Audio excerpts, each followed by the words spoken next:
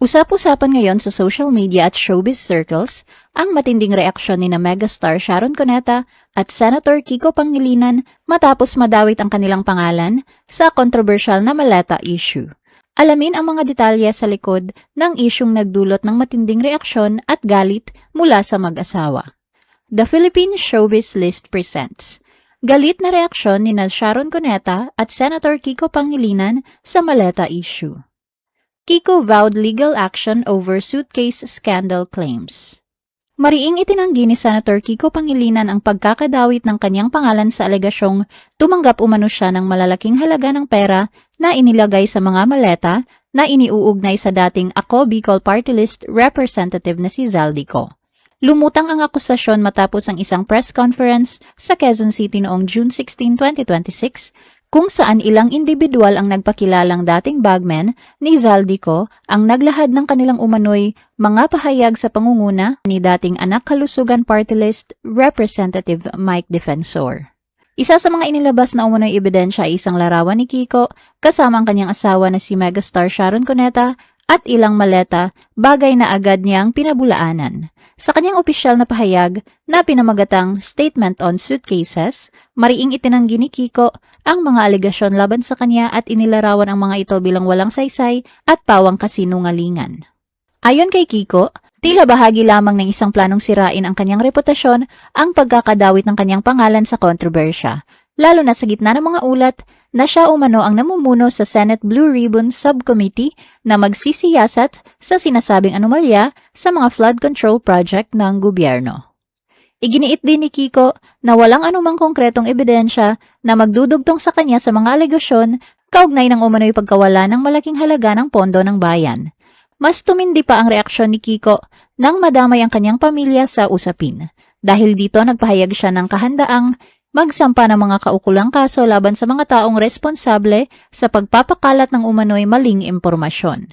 Sa hiwalay niyang pahayag sa social media, ipinahayag din ni Kiko ang kanyang pagkadismaya sa uri ng ebidensyang inilalabas laban sa kanya. Kwinestyon ni Kiko ang punto ng alegasyon at iginiit na walang saysay ang mga ipinapakitang larawan bilang patunay ng umano'y katiwalian. Kasabay nito, tiniyak niyang haharap sa legal na pananagutan ang mga taong sangkot sa pagpapakalat ng naturang paratang. Sharon fired back after being dragged into suitcase issue. Hindi mapigilan ni megastar Sharon Cuneta ang kanyang pagkadismaya matapos maisangkot ang kanyang pangalan kasama ang asawang si Kiko. Sa isang pahayag na inilabas sa kanyang Facebook account, mariing itinanggi ni Sharon ang mga paratang at binatikos ang mga taong umano'y nagpapakalat ng maling impormasyon laban sa kanilang pamilya. Ayon kay Sharon, walang katotohanan ang mga alegasyon at malinaw aniyang layunin lamang nitong sirain ang kanilang pangalan. Nilinaw din ni Sharon ang tungkol sa larawang ginagamit umano bilang ebidensya laban sa kanila. Ipinaliwanag niyang kuha ito mula sa isang personal na pagbisita nila sa Marawi. Isang biyahe na aniyay maayos na naidokumento at ibinahagi pa sa kanyang vlog sa YouTube. Git niya walang anumang kahina-hinalang nangyari sa naturang biyahe. Dagdag pa ni Sharon, nagtungo sila sa Marawi matapos ang halalan upang magpasalamat sa mga lokal na opisyal at supporters ni Kiko. Binigyang diin din ni Sharon na ang anumang yaman o ari-ari ang mayroon ang kanilang pamilya ay bunga ng mahabang panahon ng pagtatrabaho at legal na kabuhayan. Sa kabila ng galit at pagkadismaya, sinabi ni Sharon na pinauubaya na lamang niya sa Diyos ang mga taong nasa likod ng umano'y paninira laban sa kanilang pamilya. Sharon's solid fans stand by her amid issue. Nagdulot ng magkakaibang reaksyon mula sa netizens at mga supporters ni Sharon ang kontrobersyal na Maleta issue.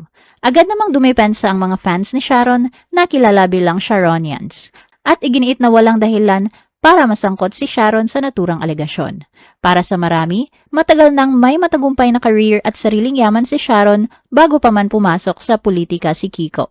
Dahilan upang questionin nila ang kredibilidad ng mga paratang. Mabilis ding binalikan ng ilang fans ang dating vlog ni Sharon upang beripikahin ang pinagmula ng larawang inilabas laban sa pamilya.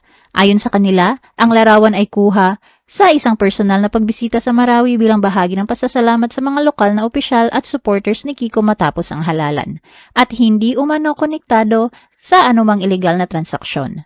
Sa social media, marami rin ang nagpahayag ng suporta kay Sharon matapos niyang kondinahin ang mga alegasyon at tawaging walang katotohanan ng mga ito. May ilang netizens na nagsabing dapat nang ituloy ni na Sharon at Kiko ang legal na hakbang laban sa mga taong nagpapakalat ng umano'y maling impormasyon upang tuluyang masagot ang issue sa tamang proseso.